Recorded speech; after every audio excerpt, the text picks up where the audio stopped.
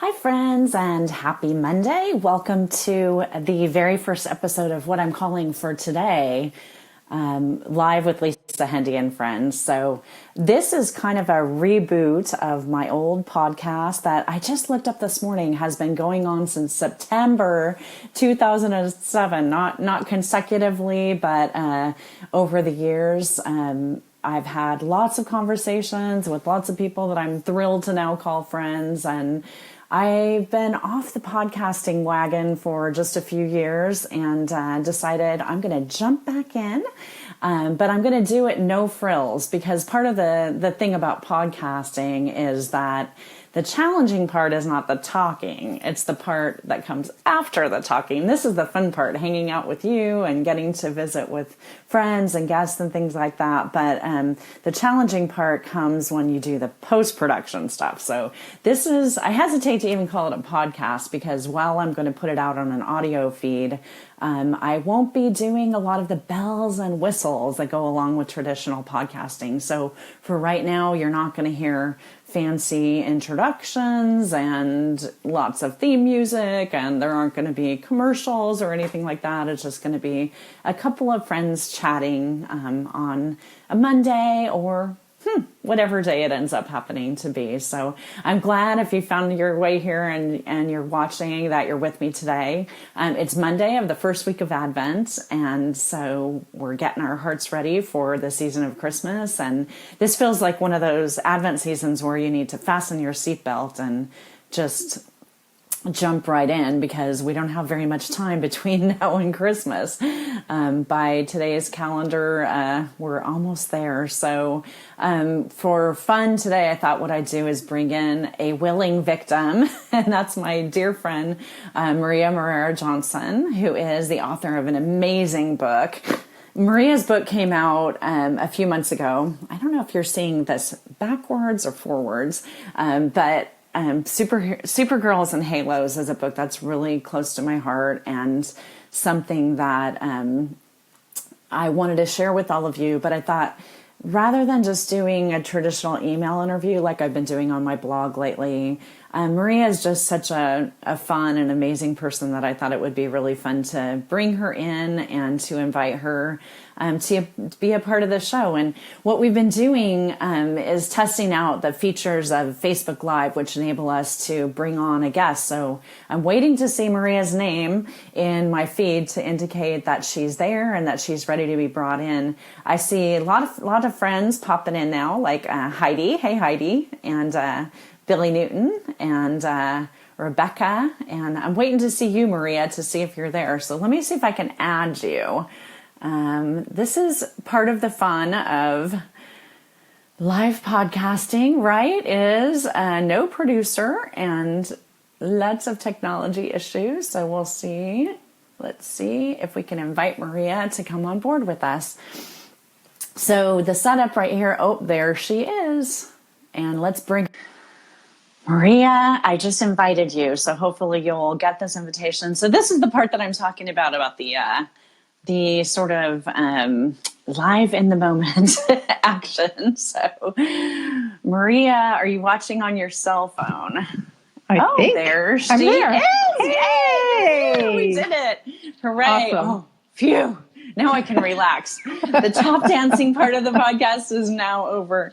Let's see. Awesome. I wanted to actually pull up on my screen too, so that later on in the show, I'm going to give you guys a chance to actually ask some questions of Maria. So Maria, get ready for that. But if you want to give a question, I'll be watching on my screen down over here to see if we get any comments in with questions. So, hey, Maria, mwah, happy Monday. Why did I schedule this for a Monday morning? What was I thinking? Hey, listen, it's lunchtime for me, so I've got my little oh, come on, pass some coffee over. Do you know, Maria, this is so funny, but you actually are a huge part of my podcasting journey.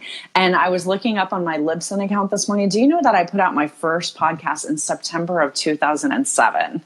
Wow. Is that crazy or what? Wow. And to think back then when I started podcasting, do you remember the setups that we had? We had microphones and mixers and all this fancy equipment that's still up there in my closet somewhere, but I have no idea how to work any of it anymore. And now I'm going with my iPhone, with just a phone Facebook, and some and earbuds. this.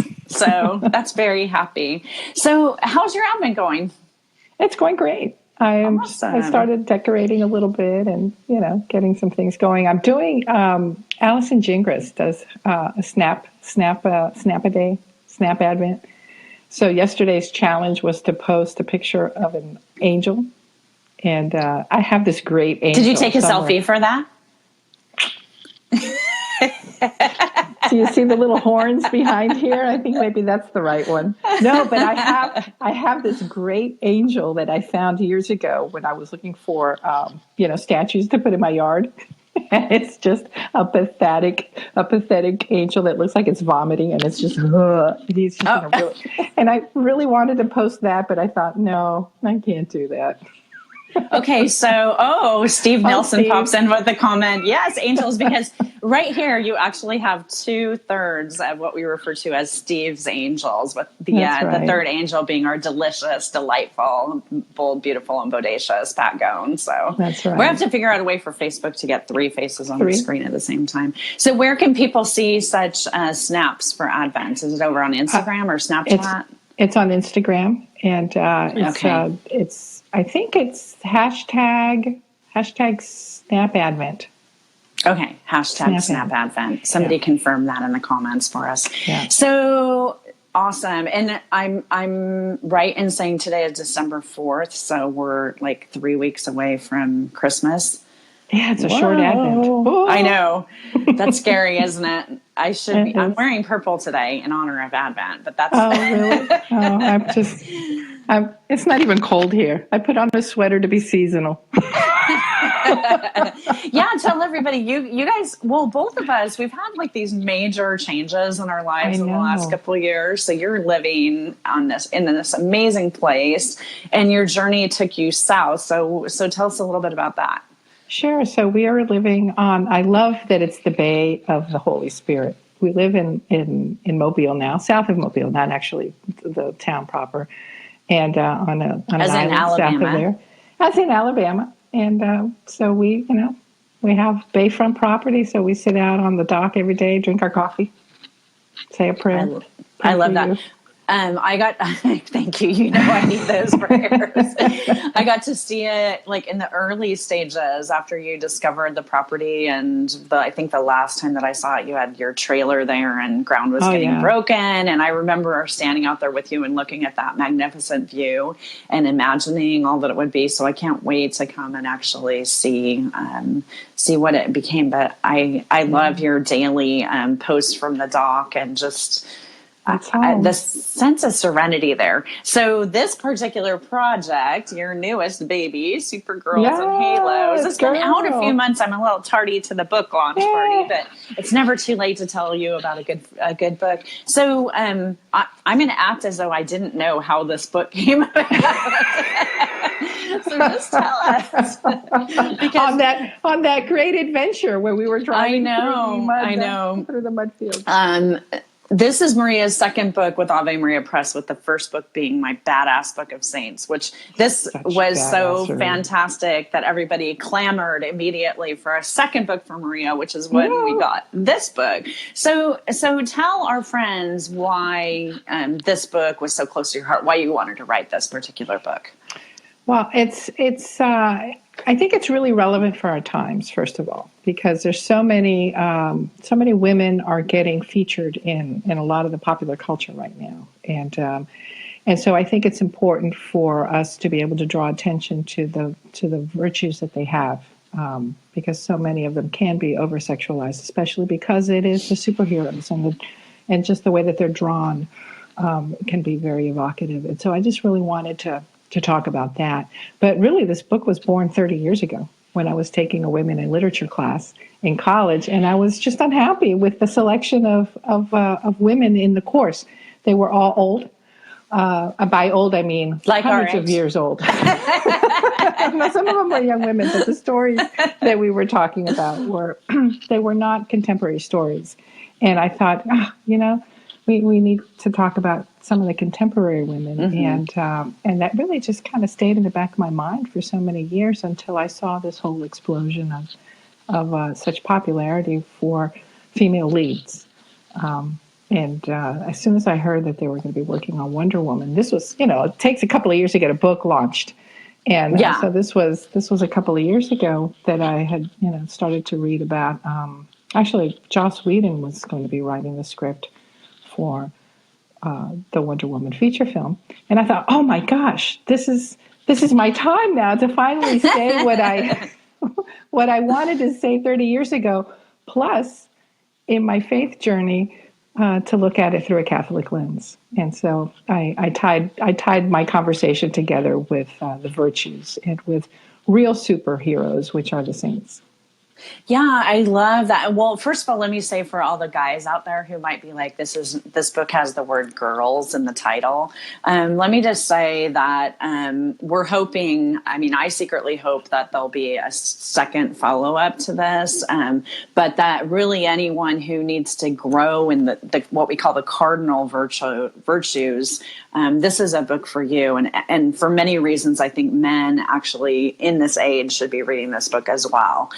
So don't let the fact that this is superheroines keep you, if you're a man, from diving into this, especially if you're someone who loves popular culture and who loves Maria as much as I do. I think guys out there who are listening that know Maria will know that her work transcends. A lot of what we talk about in this book is the feminine genius, but we're in an age where men need to understand that.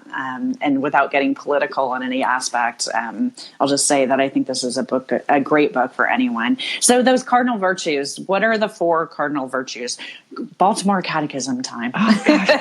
I'm on the spot. I need to cheat with the book. Prudence, fortitude, justice. Prudence, fortitude, justice, and temperance. I have to say them fast, and I have to say them in the order that I learned it. I know. So it's interesting, like when you set up to frame a book, when we were having early conversations, I got to kind of daydream about this book early on with Maria. And I think we were originally calling it Beyond the Cape, which I love because of what you talk about in the introduction. So say a few words just about that concept of setting the cape to the side when you're a superhero. Oh, yeah. Where that comes from. It comes from The Incredibles, and I'm so excited that... Have you seen the trailer for The Incredibles 2? I haven't seen it yet. Oh my gosh, I can't wait. So Edna Mode was always my favorite. And remember when Mr. Incredible goes in to get his new super suit, he wanted a cape, and she was like, no capes! And and then proceeded to tell him all the heroes who'd had their capes caught in machinery and whatnot and ruined them. And so, I thought, gee, if it's the capes and the superheroes that really hold them back and hold them down because they're dangerous, then, those are the things in our lives that hold us back. We could put a nice, simple little 3-letter word to it, sin, and that's really what the capes are in our lives that hold us back. But so many other things, negative thinking. This idea that somehow we can't be holy or we can't be a saint. Come on, we were made to be saints. We're all saints in the making. And so we need to get rid of these capes. We need to get rid of these things that keep us from pursuing these lives of holiness. I love how in the book what you do is you couple someone from that popular culture, either a movie or great literature, even comics, great TV shows, with Catholic saints. And for folks out there who might be watching that aren't Catholic, a book like this kind of helps you maybe to understand a little bit about the fact that when we share our faith as Catholics, our devotion to saints is not thinking that they're godlike, that they have, superpower heroes such as God has, but that they live these lives of great sanctity that help them to overcome kind of real world difficulties and circumstances. So how'd you come up with the pairings in the book? Did you start with the superheroines first? I started with the supers. Yeah, I started with the supers. And but I say this a little bit tongue in cheek, but I really think that the saints kind of chased me a little bit, and they said, "Hey, we want to be in your book," because some of the pairings they didn't make any sense to me. Like, for example, in the section on justice, where I'm talking about Wonder Woman and I'm talking about Rey from The Last Jedi now, comes out this week, I paired Rey with Saint Clare of Assisi, and I thought, why did Saint Clare? Where's that coming from? and literally, her holy card fell out of this. Catholics and our trading cards are not baseball players. They're it's holy cards with saints on them, and she, I don't know why she was there, and I picked it up and I thought, hey, Saint Clare, okay, hello, I don't know what this is about, and I put it away, but she stayed in my mind, and I thought about it for a while, and I thought, we forget that yes, justice is what Wonder Woman fights for, which is good versus evil and putting away the bad guys. And I pair Wonder Woman with St. Catherine Drexel, who had a great lifetime commitment to the social justice of educating African American and Native American peoples. So that was easy. And Rey, sure, she's also seeking justice in the galaxy, right? And then here we have St. Clare of Assisi. How does she fit? She was a contemplative. She lived in a monastery. She was in a convent behind walls. And I thought, well, because that element of justice we forget to talk about, which is the justice that we owe God. We owe him our praise and our worship. And St. Clare exemplified that in the story that I tell in the book, which is at the end of her life, she was on her sickbed, and the Saracens were invading Assisi, and they were actually at the convent gates, bringing down the walls. And the sisters came to her and said, help. And she says, I can't do anything about it, but I will bring in the big guns. She invoked her superpowers. She invoked her superpower, which is the supreme power. She went and took, and I don't know, I've read so many different cases of it that, was it a monstrance? Was it the tabernacle? But she went to the monastery walls and she brought Jesus to the forefront. And the Saracens backed away and they left. But not only spared the convent, but spared the town. So, when are we going to make that movie, Maria? What an epic movie! I know. I so want to go back to Italy, and I so want to go to Rome as a faithful Catholic now. The first time I was there 30-something years ago, I was there as a happy pagan, looking to the sights and not really realizing where I was walking. So if you're just tuning in, because we're on Facebook Live, this is a reboot of my podcast, and we're using this great technology to visit with my friend Maria Johnson, who is the author of a fantastic book called Supergirls and Halos. And this is a great time for me to tell you that if you have a burning question for Maria, the ability for you to pop into our Facebook and leave a comment. And in a few minutes, I'm going to be glancing down at my computer and seeing if I can find any of your questions for Maria for her to answer. But in the meantime, I'm giving her my own questions. I just saw our friend Steve Nelson tell us he's going to plan a trip. And Steve, I'll go on that trip. That sounds awesome. How about a Supergirls and Halos pilgrimage with Steve's Angels? Does that sound awesome or what? That would be so fun. We have to go to Australia, to Assisi, all over the place. So Maria, in Supergirls and Halos, like, I love the whole book, but one of the parts that really speaks to me, perhaps because of my frequent trips to confession relating to the lack of this particular cardinal virtue, is the section on temperance. And in Temperance, you wrote about, in one of the chapters, you wrote about Katniss Everdeen and St. Mary MacKillop. And there's a line in here that I just wanted to read to everyone, because I think it kind of comes to they're really the heart of why this book works so well and why these pairings are so significant. Maria says in this chapter, it's a chapter on champions of caring and compassion. And she says, good literature should prod us a little and provide opportunities for reflections about ourselves, our values, the things that we can learn from these fictional characters. And it's interesting to look at Katniss and St. Mary MacKillop, women who kind of had these incredible obstacles to overcome, and to look in my own struggles with this virtue of temperance. and really wanting to be somebody who uses any gifts that I have to make our world a better place. Where did these two get paired together, and why are they so significant to you? Well, sometimes when we use the word temperance, sometimes we think about maybe chastity or drinking, anything that is excess. But it's so much about self-control, and I really was close to the characters and to the saints in this section because where I need to control myself is my mouth. Boy, I can shoot it off in a second. And it has been. Are you surprised? Okay, I love that you just said that. And I just, sometimes there's no filter. As I've gotten older, I've learned to temper, some of what I say. But, that's really a big failing for me. And so this whole issue of self-control is really at the forefront of these two characters. Now, Katniss, to me, in the whole literary piece, in the trilogy, was a disappointment to me at the end.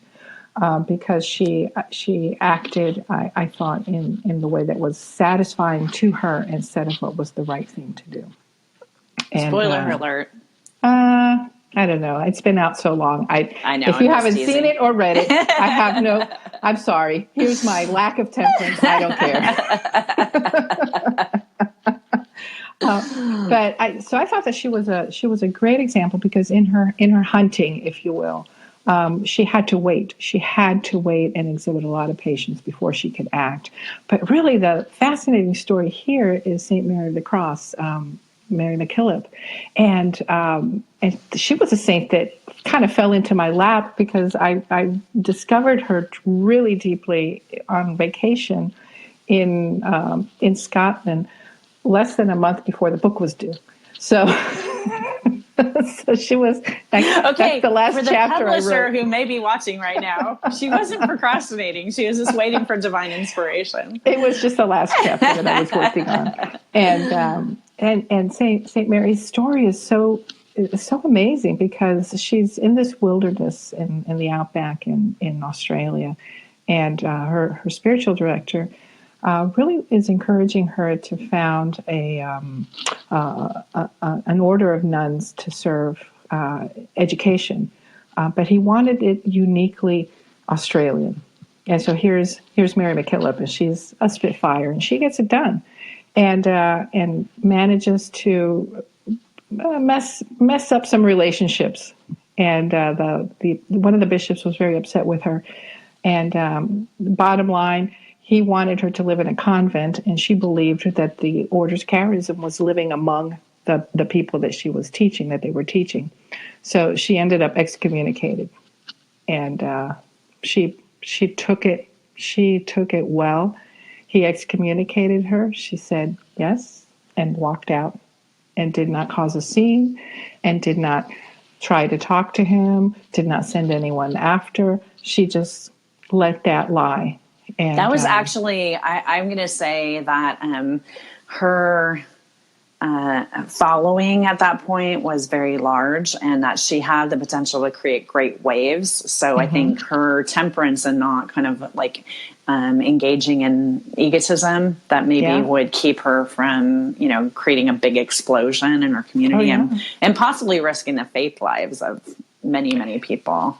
And probably, and I'm sure that she thought about all of those things. Or the Holy Spirit, maybe. I say that sometimes the Holy Spirit comes in and just clamps my mouth so I can't say things. and certainly that probably was such a case. And it only lasted a few months, and I think that it was on his deathbed that the bishop rescinded the excommunication. But it kind of stuck with her too. And she went on to be Australia's not only first female saint, but first saint. That's right. A real superhero. Right. She's a great, inspiring story, and close to my heart because I'm a teacher. So that was also something that was very, very special to me. So if you're just tuning in here on Facebook Live, I'm Lisa Hendey. We have no lower thirds here, so I'll just say I'm Lisa Hendey. And with me is my dear friend Maria Morera Johnson, author of this amazing book, Supergirls and Halos. This is a new selection from Ave Maria Press, and people might be wondering where you can get a hold of this. Maria, where's the best place to pick up Supergirls and Halos? Well, Ave is having a fantastic sale this week. So I think today, if you use the Joy 17, what is it? I'll look it up. It's I think it's Joy 17 password. You can get free shipping if you get it at AveMariaPress.com. And Friday, all the books are going to be on sale for $10, and mine's one of those titles. So that's a great way to get it. You can go to Amazon if you want your free shipping. Yeah, and if you're somebody who's lucky enough to have a Catholic bookstore in your neighborhood, definitely go in there. If they don't have it, then ask them to pick it up for you. And I just want to give a shout out to all our Catholic bookstore owning friends, because any author of a book like this will tell you that writing the book is half the challenge, and the second half is sharing the good news about the book. So our friends that run bookstores do so much to support us. It makes me want to say one thing, which is, Maria, speaking of superheroines, do you know, for the very first time, the Daughters of St. Paul, our friends, the Paulines, they're bringing their Christmas singing and dancing show to Los Angeles. So I know, I'm so excited. So it's like, you know, that movie Sister Act that was on a few years ago, like way back, when was that, in like the 90s or something, with like Whoopi Goldberg? Too long ago to really... I know, but it's just like that, only with Christmas. How awesome is that? So I think they're going to New Orleans too, actually. They're on like a big tour, but it's a big deal that they're coming to LA, and they have 2 nights here. And I'm going to be going on December 15th with some girlfriends of mine. If you're watching Facebook Live and you live in the LA area, I know you should be. You should be. And even if you don't live in LA, you should drive here just to see the Daughters of St. Paul singing and dancing and doing Christmas tunes. It's going to be so awesome. So let's see. Pete Sox says a few years ago. Time flies. Like 30 years ago. Yeah. So I wanted to ask you about, for Supergirls and Halos, what's your favorite, like what was the chapter that you had the most fun writing in this? Oh, well, see, that's a good question, because that's not what I thought you were going to ask me. I thought you were going to ask me which was my favorite hero. The most fun that I had writing, I think I have to say, I don't know. I love them all. Which one did I have the most fun writing? I think I loved writing about Lieutenant Uhura, who was my first hero. And I paired her with Saint Kateri. Would you call that your favorite chapter too, or? I think my favorite chapter is the one with Dana Scully and Saint Teresa Benedicta of the Cross, and that's because that was actually the most personal chapter in the book, because it's about my own faith journey. I faded away from the faith in my 20s and early 30s, and when the X-Files came on, I was already pretty actively moving back towards communion with the church again, and so a lot of the things that Dana Scully experienced resonated with me, and so I think that was the most personal chapter. It was not an easy chapter to write, but it was, I think, authentic.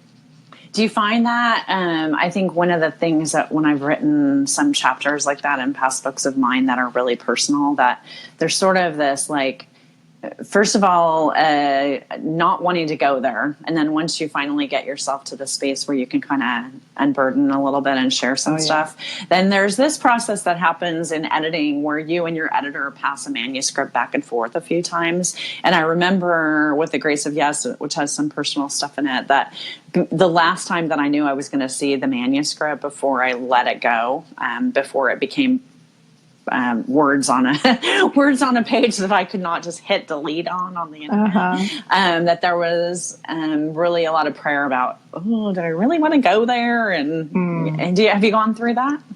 I have, yeah, and more so I think with my Badass Book of Saints and the chapter that I read about my husband's illness. But you're so awesome. I keep it really close by. But I had a friend who passed away a few years ago, his name was Jeff, and he was a writer, he was a journalist. And I was sharing with him, and this is 15 years ago. This is even before I was actually blogging. And he says, if you're going to write, then you need to tell the truth, and you can't let the truth keep you from writing. You can't be afraid of the truth. And I always kept those words close to my heart, because what's the purpose? What's the point of my having a platform where I can share some of these things, and then I'm not going to be truthful about everything? That doesn't mean that I have to reveal everything, but what I am talking selectively about. Praying for discernment.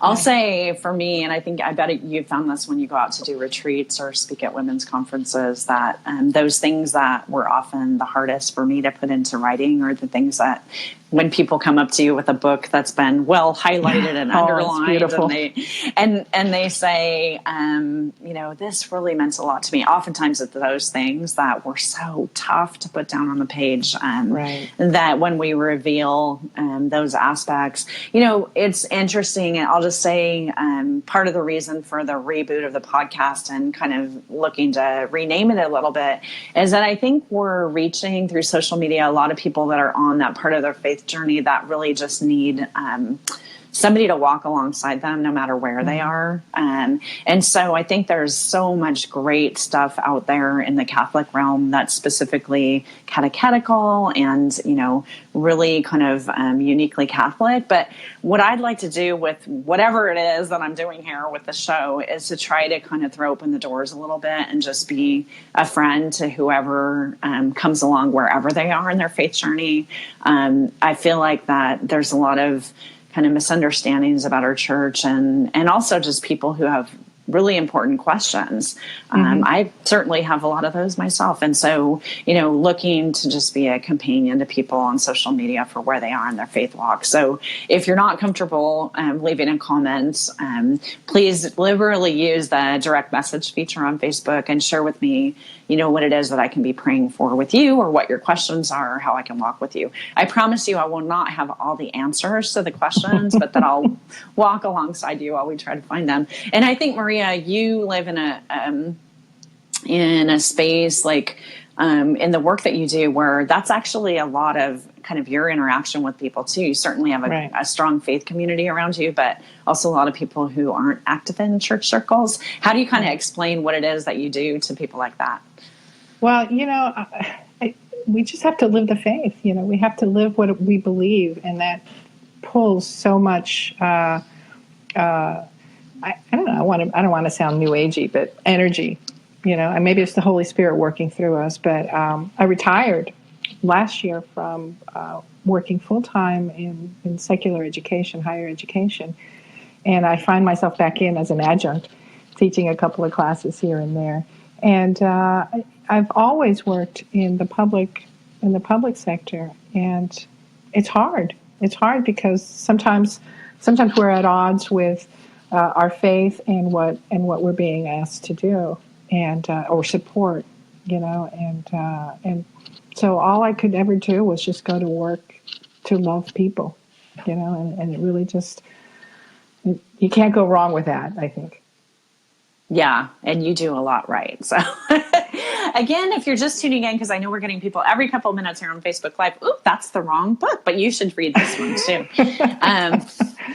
My guest is my dear friend. For $2. Actually, just get both of them. Get both of them, right? My guest is my dear friend Maria Johnson, and she is the author of this fabulous new book out from Ave Maria Press, Super Girls and Halos. And this week, during the first week of Advent, we have just some great specials going on over at Ave Maria Press. So go to avemariapress.com to pick up this book and lots of other ones that are on good sale this week. I'll just share that the reason that you find a lot of Catholic authors going on podcasts and doing blog tours and all this is that getting the word out about a book in today's day and age can be really challenging. I think I shared with Maria that the sense that, wow, is anyone really even reading books anymore? I've had experiences a lot of times of being in airports where Maria, didn't it used to be that when you go to the airport, you'd see people like reading a novel, like John Grisham but everybody's or Harry stuck Potter. on their phone now playing weird games. Yeah. So, and I mean, if you really want to read Maria's book on your phone, you can, because there's a Kindle version of it. But there's something really special about being able to take a book like this and highlight it and stick little flaggy things in it and just kind of make it your own. And so, really consider if you've got a gift list to fill this Christmas, maybe putting a couple books in there. And certainly for anyone, but especially for women and young women, Supergirls and Halos is an awesome gift idea. So I want to ask anyone if they have a question for Maria. So you have a couple minutes if you're watching to leave a question in the comm box. If there's something that you would like to ask Maria about, let me know and stick a comment there. In the meantime, Maria, what is going on? What are you working on these days? Like, what comes next? Because a book like this has been in the works for 18 months. So you're already on to whatever your next set of projects are. So what's going on, dude? I've got some ideas, but they're all in the idea phase. Actually, I am. You know what I've done? I've resuscitated this novel that I was working on for, I don't know, it's been like a decade. Okay. Are you allowed to tell any of it? Of the novel? It's just a novel. It's an adventure. No, it's a story about redemption. We'll leave it there. I don't know. I'm not superstitious or anything, but I find that when I talk about a project, it like does that happen to you? I mean, as a writer, not writer to writer. If you talk too much about it, then you kind of lose interest in it.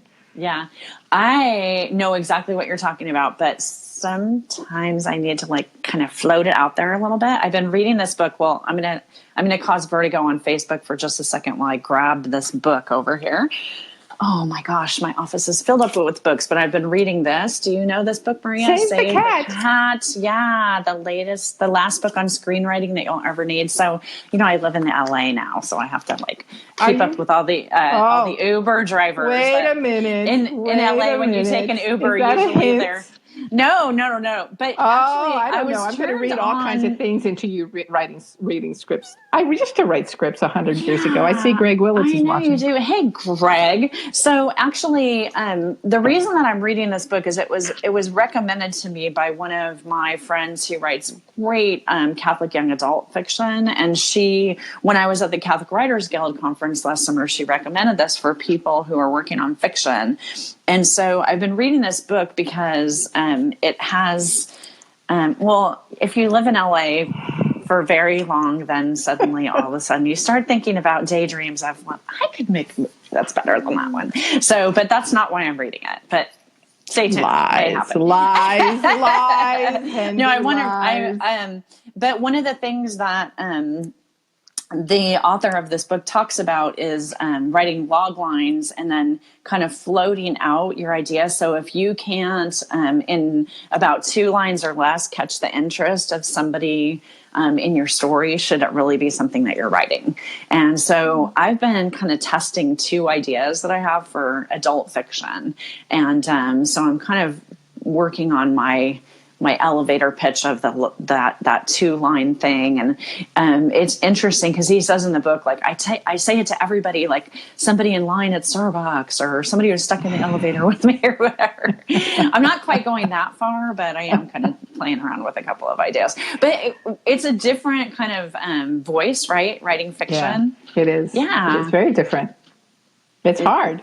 Well, I don't know. Let me take that back. One of the funny things that happens to me, look, Steve has a question. One of the funny things that happens to me when I'm writing fiction is that I step away from the keyboard and the characters take up space in my brain, and then they go on. They have their own conversations, and entire scenes play out in my brain when I'm driving or when I'm trying to get to sleep. And then I think, I should get up and write it. Lost. because the next day, Actually, should have or written when it you down. are sleeping, I usually, if I'm working on a project like that, I always have a notebook next to my bed. When I was writing Time Travelers, I would be under the covers at night with my cell phone, like propped up as a flashlight, like writing so that I didn't wake Greg up. Because honestly, sometimes like entire lines of dialogue or conversations They go just pop on. in. They just pop right into your head. A great movie that's out right now called The Man Who Invented Christmas. It's about Charles Dickens and the writing of A Christmas Carol. And I reviewed that movie on my blog. But I love the actor who's in it. I can't remember his name, but he's Matthew in Downton Abbey. Super hunky British guy.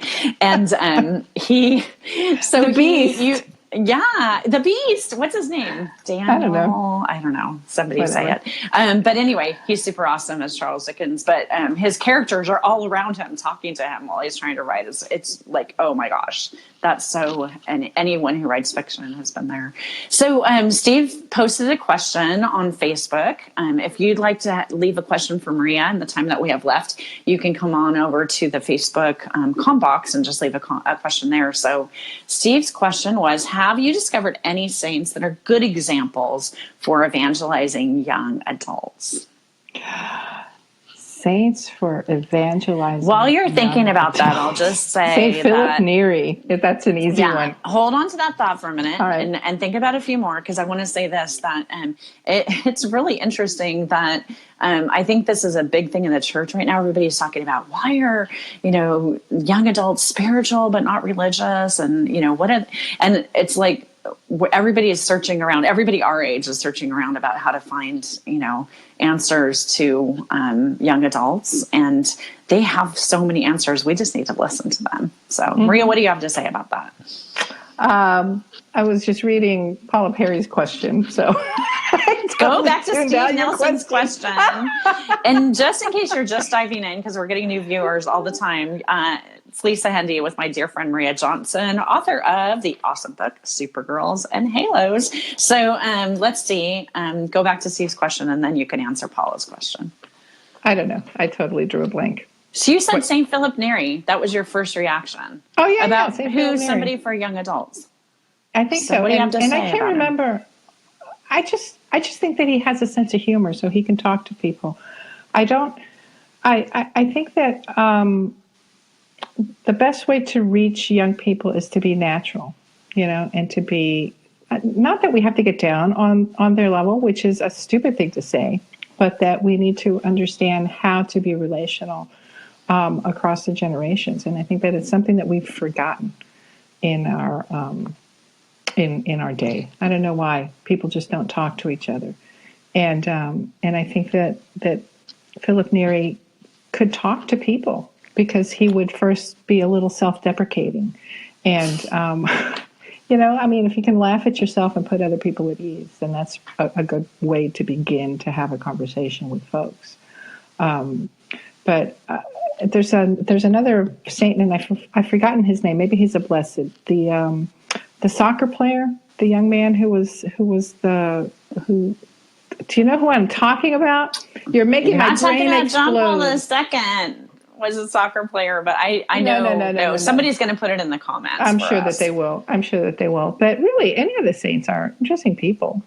For new evangelization, I mean, Our Lady of Guadalupe, believe it or not, is I write about her at the end of the Supergirls book, because she's the patroness of the new evangelization. Yeah, I could only be a mom. That's what I know how to do, So a mom and a teacher. So that's what, so I reach out with love, and that's the way that I evangelize. There it is. It's Blessed Giorgio Frassati. I think that he's a good one. 10 points for the woman whose last name no one can pronounce. My lovely Barb Shashkevitz. You're the best, Barb.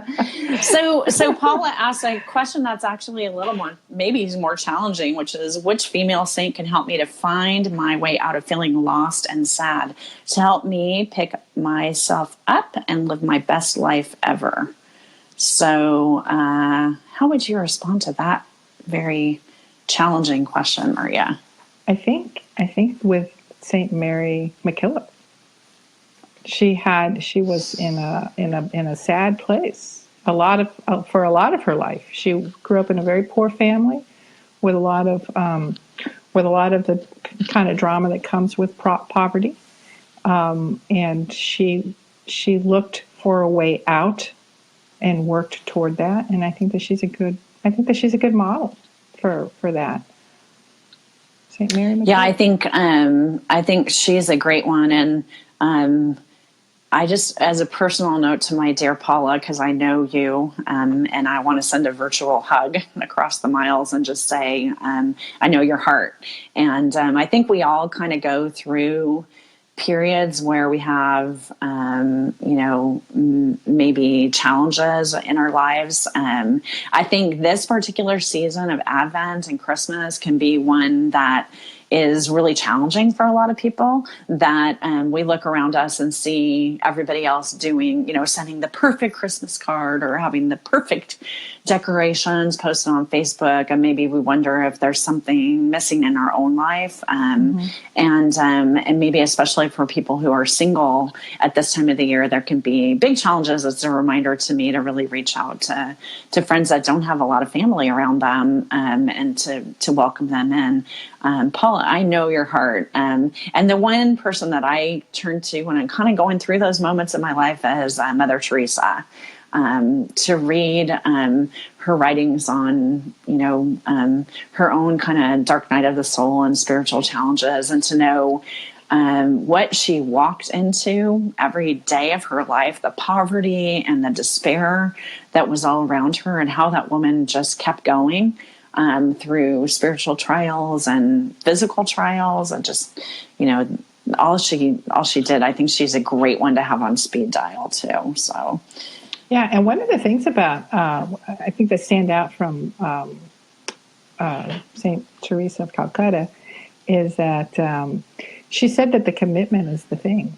This isn't about what you're feeling it. It's about the commitment to say, today I'm going to do this, today I'm going to feel this way, or today I'm going to respond in this way to these challenges.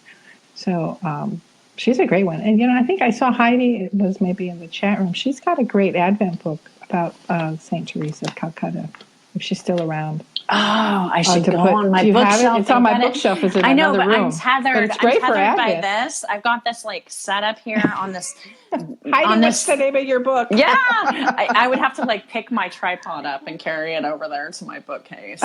Maria, do you know? I will just leave this as a little teaser, just because I love you so much, Maria, that I have actually 3 books in the Johnson section of my bookcase, and there was a very slim one right in between it that I did not bring up for the podcast.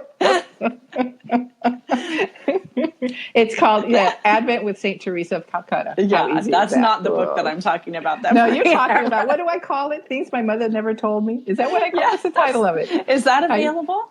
It's on Lulu. Yeah, you can buy it. Is it? Yeah, okay. You can buy it on Lulu. My goodness. I should have brought it down. I love that book. Things mostly, my mother never told me. It's about menopause. Where's Steve Nelson to pass out right now? Steve Nelson is now blushing in the call box. Whatever. Heidi's book, Advent with St. Teresa of Calcutta, is excellent. And that's a big one that you can get a hold of. Just go to Amazon and get it. I'm positive it's over there. And it's a great, great resource for anyone. Steve Nelson now thinks that we're scandalous. Maria, whatever. I know. Whatevs. Come on, whatevs. Steve. So I could talk to you all day, but I'm not going to, for the sake of the fact that people actually have real work to do, perhaps, Jobs. And things like that. But I just want to say thank you for writing Supergirls and Halos, readily available at avemariapress.com today for free shipping, or anytime at your local Catholic bookstore, Amazon, or Barnes & Noble. So for you, leading up to Christmas, what are your hopes for the next couple weeks? I just want to get the house ready. I finished Christmas shopping, and what? Yeah, I finished Nice. Christmas shopping. Isn't that sick? I don't even know how it happened. It must When be did you? retirement. When did I start? Last Yeah. week. Last week. Wow, hardcore. That's awesome. Hardcore. I'm going to get some Christmas cards out of the mail this week, and then I'm done. But I still use your pretty little book, the with the O antiphons. Oh, Radiant Dawn. Yes. Oh, Which Radiant sadly Dawn. just went out of print this year. Really? So it's now a collectible. So hold on to Oh, John and I love it because when the kids were a little younger, that they had no interest in the longer selection, we just read the short little prayer at the end. But now he has to listen to me every evening. We started last night. So that's beautiful. Well, I want to say thank you for being a willing victim of this first experiment. So for everybody that's watching, or if you're listening, if you could give me some feedback and let me know if you think this format works for you, what you enjoyed about it, what you'd like to see next time. I'll tell you, as I said at the very beginning, that I'm going to keep this very low frills. That it's not going to be overly produced because I just don't have time to do it. My goal is to kind of get together about once a week with a friend here on Facebook and to chat and visit in this way and to involve you in it. When I get more kind of courageous about using the system on Facebook, we have a way to bring people in to ask their questions. So we'll do that. And, just to kind of play around with this and get some content out there. So if you enjoyed it, let me know. And if you didn't, you can let me know that too. Although then I'll probably have to go to confession. Everybody loves Lisa. So no. We know that you have choices for your podcast listening and we want you to enjoy it. No, but anyway, the goal here is just to kind of use this format to have fun conversations and to maybe bring some good books and other resources to your attention. I'm going to be going on some adventures in the next couple months, so I'm going to be using this format to take you along on those. So fingers crossed, there'll be some exciting things coming on. And Maria, where can people find you on social media if they're not already connected with you? At Bego, BEGO on Twitter, and I think I'm Bego Johnson on. I've had it for so long. Instagram, yeah, I think I'm Bego Johnson. Or find me as Maria Johnson, and Facebook is Maria Morera Johnson. Yeah, and in theory, I'm going to have show notes for this when I put it up on my blog. So I'll make sure that I have all those links over there at lisahendey.com. lisahendey.com. And you can find me on social media at Lisa Hendey. Obviously, you've already found me this one time if you're watching. Hello. Hey, can I give a shout out to somebody on your show? 100%. And where's you know what? Where's the I think my sister-in-law. What? Oh, really? I think my sister-in-law is still watching. Happy birthday, Pat. So that's it. That's all. I saw her name pop up. Happy birthday, Pat. And to Christy Buckley, we're sorry that you're sick on the couch, and we hope that you feel better very soon. To everybody else that's been watching, that's our friends, we love you so much, and we'll do it again soon. So God bless everybody. And Maria, I love you. I love you right for back, everything, honey. my dear. And I'll see you hopefully very soon. God bless everyone. Have a great first week of Advent. Bye.